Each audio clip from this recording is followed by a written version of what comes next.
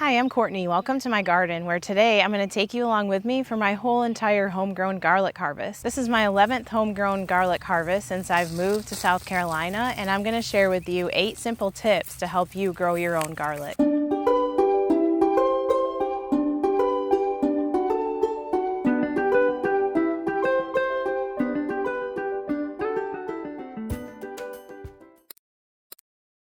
I have 2 4-foot by 8-foot raised beds that I'm going to take you through the harvesting of, and I'm not sure that this is going to be a great harvest. I have no idea until I really start pulling these up, but I will explain that later. First, I'm just going to bring you through the whole entire harvest so that you can see exactly what I'm pulling up here.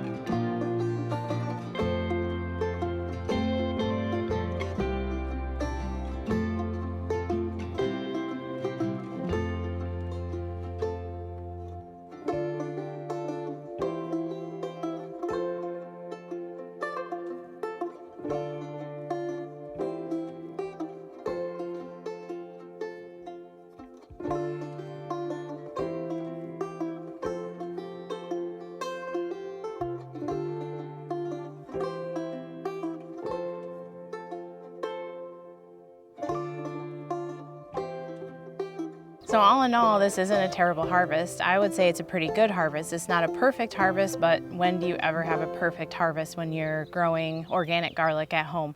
But it's pretty darn good considering we have 114 heads of garlic here. So you plant each clove in your garden, and you can imagine how many cloves are in each garlic head. There are quite a few. So it doesn't take many of these to yield 114 heads of garlic. The main thing I was concerned about with this harvest was the timing of my harvest, and that's because it's a bit later than usual. It's June 7th, and I started to notice that my garlic was ready to harvest probably at least a few weeks ago. And you'll know when your garlic is ready to harvest when you look at it in the bed and 1/3 to 1/2 of these leaves are dead, and that's because these leaves right here, each one is actually a paper around your head of garlic. And so when your garlic is basically tipping over like this, or there aren't many leaves left, you know that it's overdone. And I saw that happening, but I couldn't get out here and harvest just for several different reasons. Life just happened. The house is listed, so I'd plan a day to come out here and harvest the garlic, and a showing would happen, so I'd have to focus on having the inside of the house ready for the showing and just forget about my garlic harvest. Or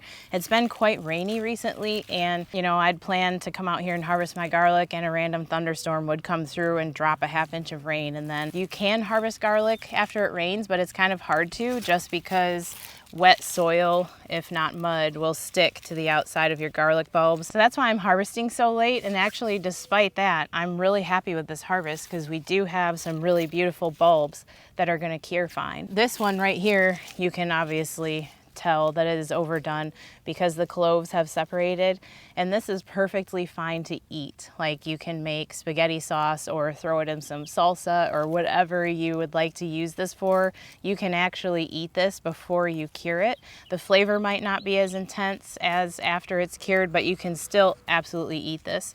I would definitely not hang it up to cure with the rest of the garlic bulbs because it's not going to cure. It is not going to last, and it actually might cause the garlic hanging up around it to rot, and you definitely don't want that to happen. So this is going to be eaten fresh, and I would say out of the 114 bulbs here, only about maybe 25% of them are overdone. So these are going to go inside, and I'm going to cook with these. As far as the timing of garlic planting goes, I shoot for the middle of October here in upstate South Carolina.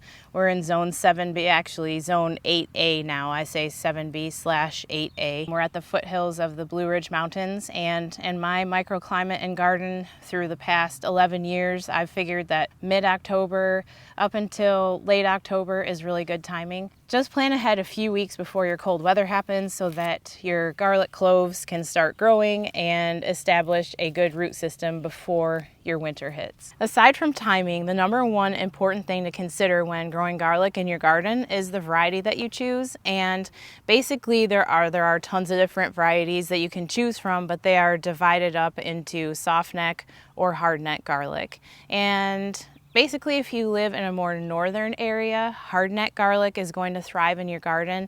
And if you live in a more southern area like we do here in South Carolina, Softneck is going to do better.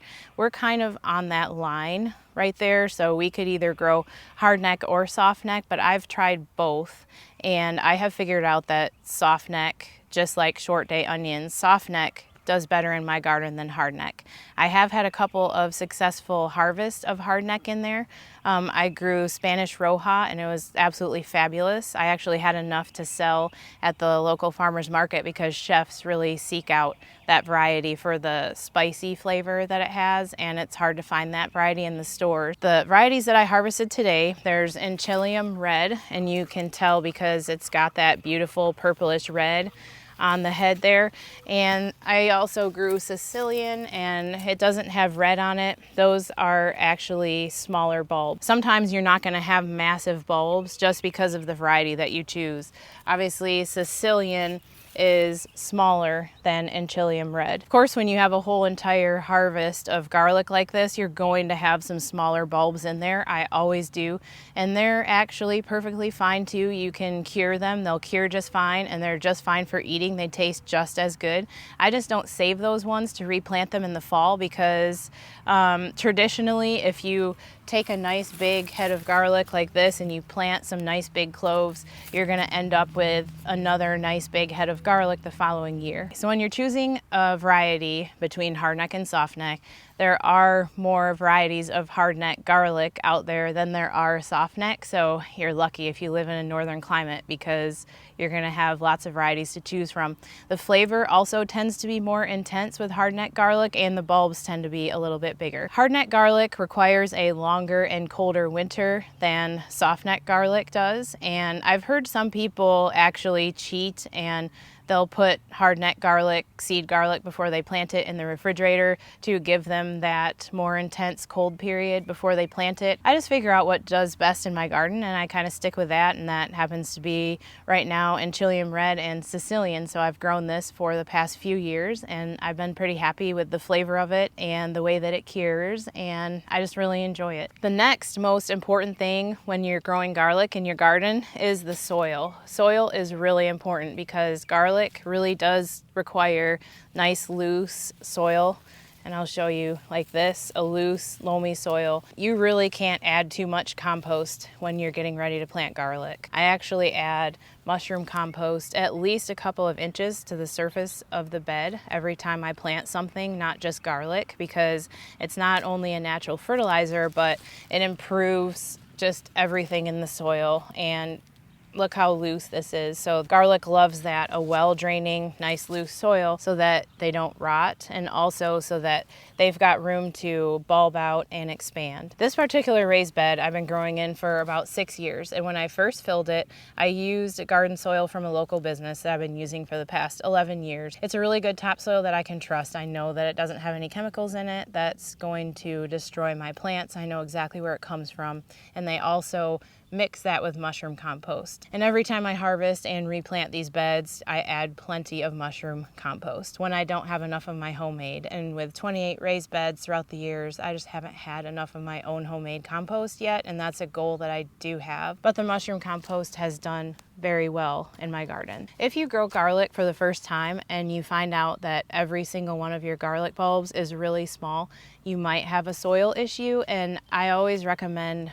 soil testing. You can never go wrong with a soil test because you can find out exactly what you're working with as far as nutrients go. If you have any deficiencies, then you're going to know how to apply fertilizer and or more compost to try to correct that issue. And the other reason might be that the soil might be compacted. The other reason might be inconsistent moisture. I don't really worry too much about that because garlic takes 9 months to grow. When you plant it in October, well, softneck garlic maybe a little bit shorter, 7 months, but it takes a long time to grow.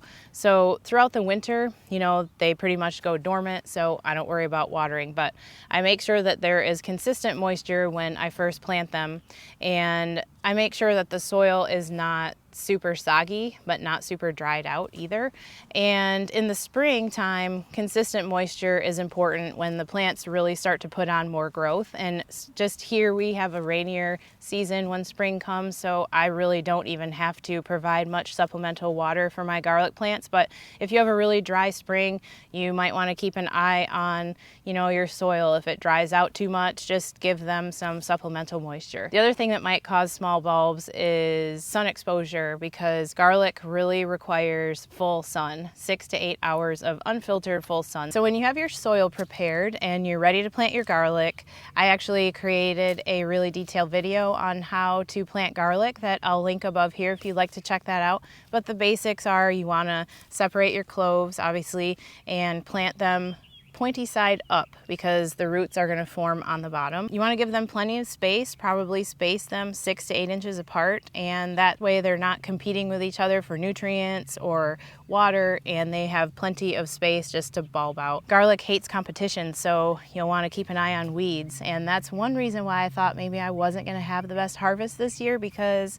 I kept track of the weeds in the fall. We have winter annuals here too, so I kept track of them in the winter, and then when it got to be like April and May, that's about when I listed the house to go up for sale, I got really busy and I kind of let the weeds go crazy. So I thought, great, this garlic is bulbing out, they're not going to survive, or they're going to be really small because they're competing with all of these weeds. But actually it turned out to be a pretty good harvest, so don't beat yourself up if weeds kind of start to take over. Just kind of keep an eye on them. You don't have to be like obsessively picking out each weed. The third most important tip when growing garlic at home is mulch. You definitely, no matter what climate you live in, want to put a nice thick layer of mulch, at least a couple of inches, in northern climates up to like 6 inches, because that will protect the plants through the winter time, but it's also going to help the soil retain moisture, and it's going to help keep the weeds out. Obviously not 100%, but it's definitely going to help.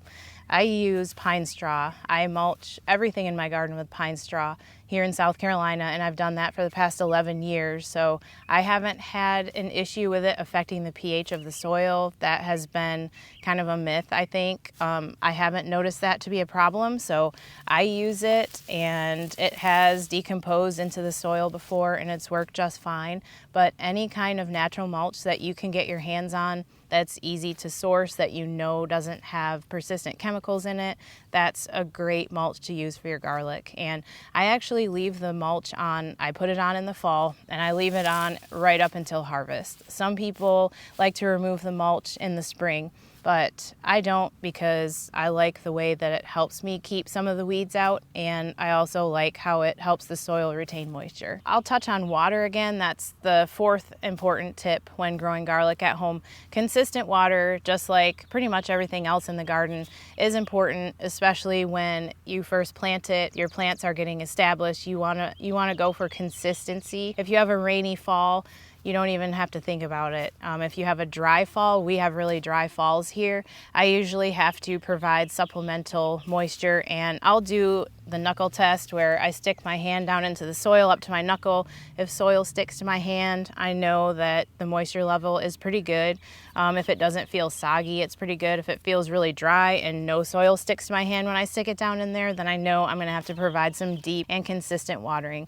I don't do it with soaker hoses because the garlic is in the ground for so long, and I actually don't have to water my garlic that much where I live. Then when the springtime comes and the plants really start to take off and have a lot of nice new growth, I will keep an eye on the soil again. I'll just kind of regularly monitor it. Based on your climate, just, keeping an eye on it in the fall and in the spring is a good idea. The fifth next garlic growing tip is fertilizing. And I really don't honestly fertilize my garlic, so to speak, because I add plenty of mushroom compost and I have really healthy, fertile soil. So that in itself is fertilizing. One thing I do when I plant my garlic is I add wool pellets, and the wool pellets are actually a natural slow release fertilizer that will last a whole entire growing season. So mixing those down into the soil where the roots are, I've found to be really beneficial. The other thing that the wool pellets do is they help the soil retain moisture because they can hold 20 times their weight in moisture.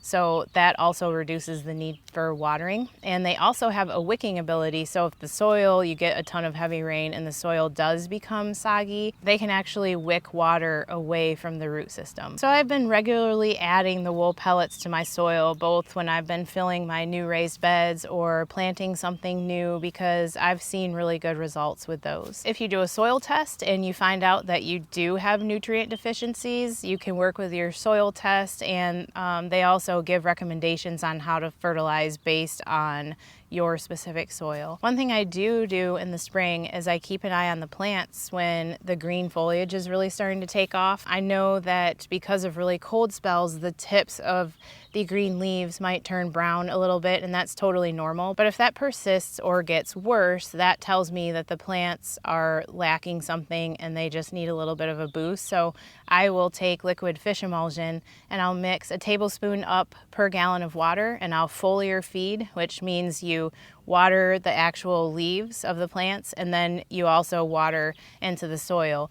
And that will give the plants a little bit of a boost. I'll do that maybe once a week for a few weeks, but then when they really start to bulb out, I will stop fertilizing because you don't want them to have too much nitrogen. You want them to focus on bulbing. When it gets later on in the spring, you know that you're going to be getting closer to harvest time. Here, again, that is around late May, but up north, if you're growing hardneck garlic, that might be a little bit later in June because your harvest time might not be till July or even August. One fun thing that you can do is kind of dig around the plants a little bit down into the soil and take a quick peek at how the bulbs are developing. So you can keep an eye on the calendar, of course. Softneck does take a little bit less time than hardneck. It's about 7 to 8 months, but hardneck can be up to 9 months. So you take a look at the date you planted and then obviously count on the calendar. I actually go by visual cues more than I do the calendar. And the most obvious telltale sign is when the plant starts to die from the bottom up.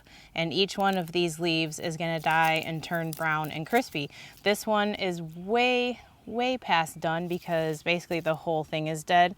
You don't want to wait this long to harvest. This one right here is even still past done because the whole thing kind of looks dead, but it looks better than the other one. The bottom 1/3 to 1/2 of the leaves will be brown, and that is your ideal harvest time. So when you get really close to harvest time, maybe about a week ahead, stop watering. If it rains, you don't have to worry about it because obviously you can't control that, but you're probably not going to want to harvest on a day that it has rained heavily because you're going to have mud just caked all over these garlic bulbs. The next important step is the curing process, and that means that everything is going to dry out. The foliage is going to be completely dry and crispy, and there's going to be a nice papery wrapper around the garlic cloves, and that's going to protect them for long-term storage. I like to have enough to save every year to replant every fall so that I never have to buy garlic again unless I want to try a different variety. Proper curing will allow you to save enough seed garlic for the following year. The method you use for curing your garlic also depends on how much space you have. I know some people use some flat wire frames that they lay all of their garlic flat on for the curing process. I don't really have enough space to lay all of this garlic flat, so I came up with a vertical option,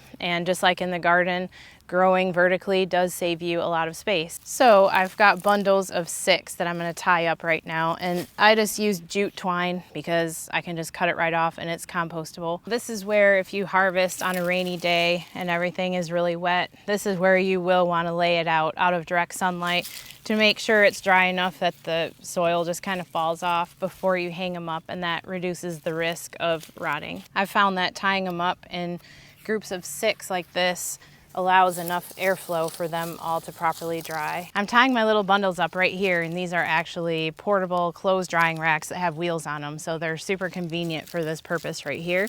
And you want to make sure that you have really adequate airflow. One of the times that I've lost my entire garlic harvest was when I put them in a room that had inadequate airflow, and it just smelled really strong like garlic. I should have known what was happening, but my whole entire harvest rotted.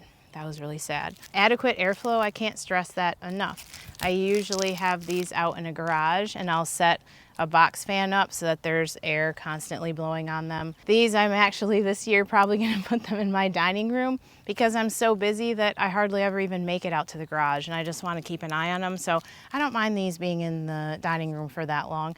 Curing usually only takes, I don't know, anywhere from 2 to 6 weeks. It totally depends on the humidity level. If it's dry, probably a couple of weeks. If there's more humidity, then maybe upwards to 4 to 6 weeks. Mine, on average, takes about 4 weeks. It's usually quite humid here. But inside, with the air conditioning going and the adequate airflow, it might just take a couple of weeks. I've got my bundles tied up right here with enough twine just to tie them like this, and there's enough space in between each one so that there's plenty of airflow.